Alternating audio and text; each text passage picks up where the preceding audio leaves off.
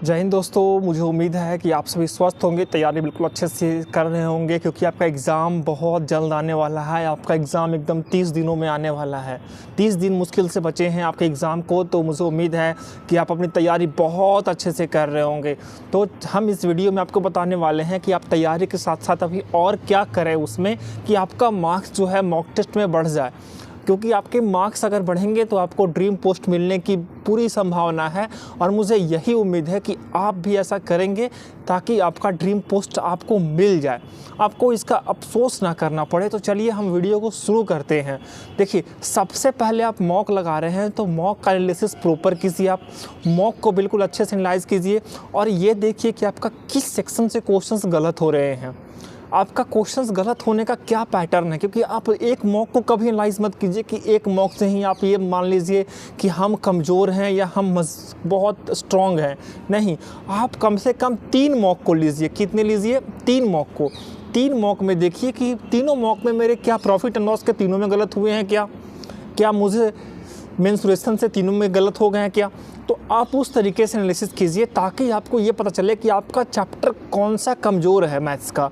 आपको इस तरीके से देखना है। उसके बाद आप रीजनिंग के देखिए, सेम तरीके से आप देखिएगा रीजनिंग का कि रीजनिंग में आपको क्या करना है कि सबसे पहले आपको देखना है ना कि जो चैप्टर आपका कमज़ोर है, आपका क्वेश्चन किस चैप्टर से गलत हो रहा है ना, आप उस चैप्टर को बिल्कुल फोकस कीजिए। एक बार अच्छे से यूट्यूब पे सर्च कीजिए या आपके पास बुक होगा, आप बुक से प्रैक्टिस कर लीजिए और उसको नोट डाउन करके उसको फिर से रिवीजन कीजिए और फिर मॉक दीजिए।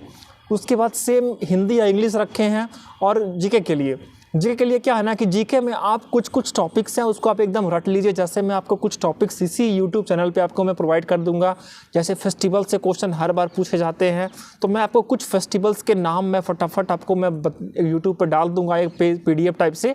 आप उसको देखिएगा फटाफट, आपको उसी से पूछे जाते हैं हमेशा क्वेश्चन। क्योंकि फेयर एंड फेस्टिवल से एक क्वेश्चन आते ही आते हैं, तो आपके 2 मार्क्स पक्के एकदम होने ही होने उससे है, आप अगर उतना देख लोगे तो ये चीज़ क्लियर हो गया। देन आपको सबसे बड़ी चीज़ है कि आपको रिवीजन बहुत अच्छे से करनी है। अभी आप किसी चीज़ को छोड़ नहीं सकते हैं। अभी रिवीजन के लिए आपके पास अभी समय है, 30 दिन बहुत पर्याप्त होता है।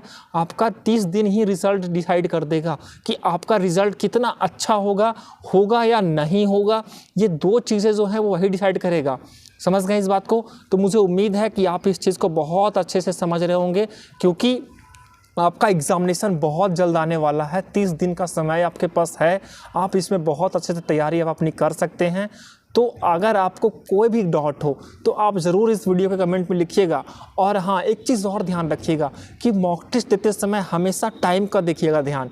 ऐसा ना कीजिएगा कि आप स्किप कर दिए और उसको मॉक टेस्ट को बंद करके फिर दोबारा रीस्टार्ट कर रहे हैं। नहीं, ऐसे करने से आपका रिदम ख़राब हो सकता है। आपको क्या करना है कि एक बार आप बैठिए तो पूरा मॉक टेस्ट लगा करके आप उठिए। उससे क्या होगा ना, आपका एक फ़्लो बनेगा। आपको एग्ज़ाम में उसी तरीके के फ़्लो चाहिए, क्योंकि एग्ज़ाम में आपको जो फ़्लो आप यहाँ गेन करेंगे ना, एग्ज़ाम में आपको वही करना है वहाँ पे।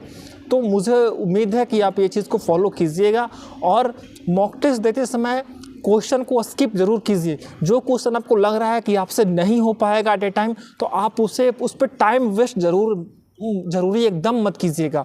टाइम वेस्ट उस पर ज़रा भी मत कीजिएगा, ताकि आपका टाइम लास्ट में कम ना पड़े। क्योंकि 90% कैंडिडेट के पास यही एक्सक्यूज़ होता है कि सर हमारा टाइम मैनेज नहीं हो पाया। तो टाइम मैनेज करने के लिए मैं आपको एक स्पेशली वीडियो बना के दूंगा कि आप किस तरीके से टाइम को मैनेज करेंगे मॉक टेस्ट में स्पेशली। क्योंकि एग्ज़ाम में सबसे बड़ा प्रॉब्लम किस चीज़ का होता है पता है? वो टाइम का ही होता है कि हम टाइम मैनेजमेंट नहीं कर पाते हैं। क्योंकि 20 सवाल मैथ्स में से सभी कर लेंगे, लेकिन अगर टाइम उन्हें कम दिया जाए उसमें 20 सवाल करने थोड़े मुश्किल होते हैं। अब 20 सवाल के लिए हम देते हैं आपको 1 घंटे, तो आप आराम से उसको कर लेंगे, ठीक है। लेकिन अगर उसी 20 सवाल को 20 मिनट दें तो आप 15 सवाल तक कर पाएंगे। उसमें से भी सबसे लास्ट वाले क्वेश्चन को आप छोड़ देंगे जो इजी हो सकता में भी था। तो आप एक बार फटाफट जो क्वेश्चन आता है उसको फटाफट आप देखिए और उसका रिवाइज कीजिए और उसको बनाइए पहले। उसके बाद जो क्वेश्चन टफ है उसको बनाइए। तो आई होप ये चीज़ आपको क्लियर हो गई होंगी। तो इस वीडियो को अच्छा लगा होगा तो लाइक कीजिएगा, शेयर कीजिएगा और अगर मन करे तो चैनल को सब्सक्राइब भी कर दीजिएगा। जय हिंद दोस्तों।